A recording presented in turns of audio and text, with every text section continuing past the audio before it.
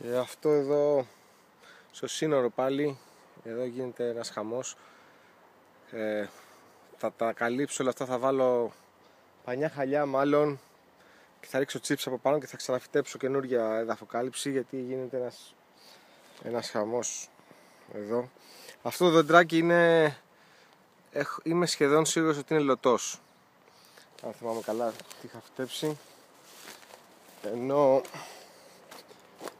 εδώ έχω καστανιά πάλι.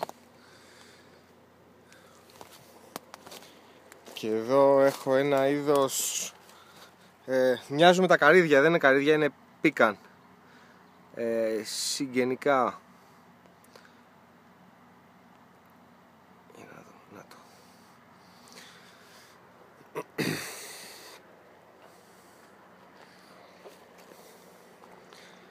Ελπίζω στο σύνορο, μόλις μεγαλώσει τα δέντρα, εκτός από τα δέντρα μάλλον, από κάτω να βάλω ή blackberries ή raspberries, κάποια τέτοια φρούτα.